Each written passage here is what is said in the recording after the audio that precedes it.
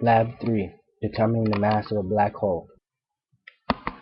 The objective of this lab is to determine the mass of a black hole using given position data of a nearby revolving star.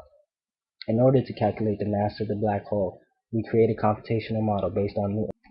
In my lab, I determined the mass of the black hole to be 3.582 e to the 31st. So in order to create a trajectory model that would display the orbit of our star around the black hole, we must take into account key physics principles. To display the change in position, which is also velocity, we take change in position over change in time. So to get change in velocity, we have final velocity minus initial velocity.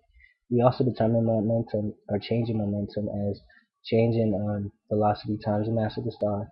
Fnet will be represented as change in momentum over change in time.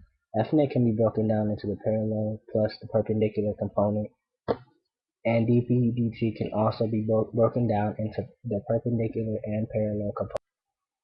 In order to calculate for the mass of the black hole itself, we use the gravitational force formula, which which is equal to g, the gravitational constant, which is 6.67 e to the negative 11 times the mass of the star times the mass of the black hole all over r squared. So we simply take these formulas and apply them to our Python coding. So here is my Python code. As you can see, I created an attribute for the black hole itself and set a radius for both the star and black hole to create a visual representation. The star mass was set to 2.7615 e to the 27th, and the given position for the black hole. Also calculate the average mass of the black hole just to have a comparison. Delta T was set to 86,400, which represents 1 day. T set to 0. Here is where we calculate the velocity over the data set for both the x and y components. Down here we have the loop, which calculated the net force, also momentum.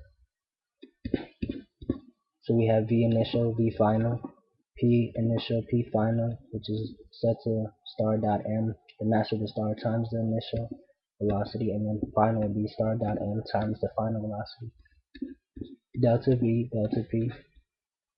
And down here we have dp dt, which is equal to delta P over delta T.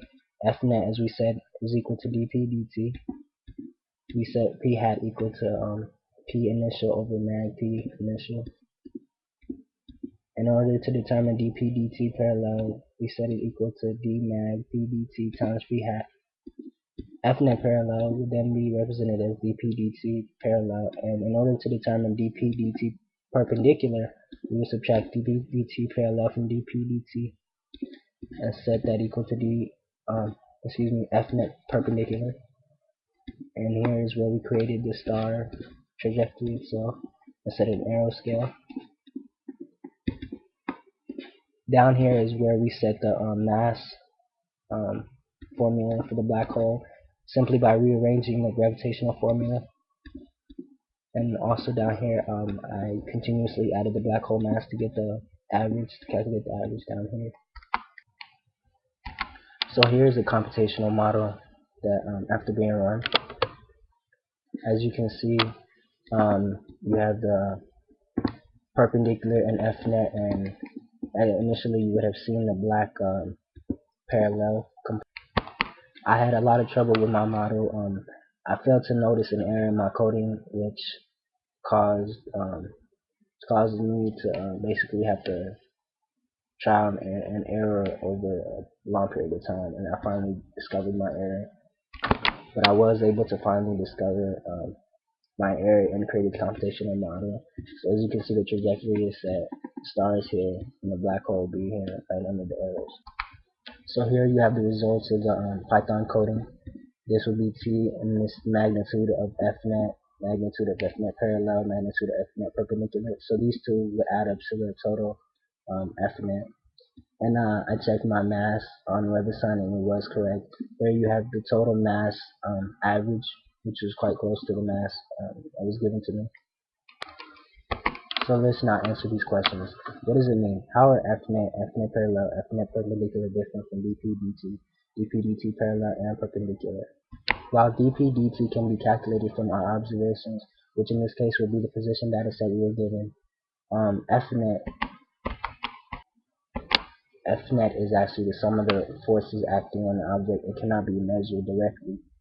So dp/dt is quantitative, while Fnet is qualitative. Lastly, what if? Imagine the black hole whose mass you found was removed and a different black hole was placed in the same location. Assume the motion of the observed star remains unchanged and is affected only by the gravitational force of the new black hole. No, since the motion of the black hole remained unchanged, we would gain the same mass in calculating the mass of the black hole. So no, we would not be able. So in conclusion, I did determine the mass of the black hole, and I determined that accurately. This is my lab 3.